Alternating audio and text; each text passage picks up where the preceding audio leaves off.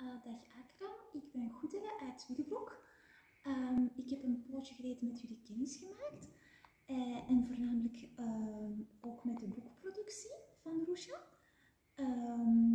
Ik ben een poosje ook mee aan de distributie bezig en de promotie hier rond. Een dikke week geleden heb ik, of deze week nog, heb ik voor het eerst vergaderd met mevrouw Leen, de voorzitter hier van Oxfam Willebroek.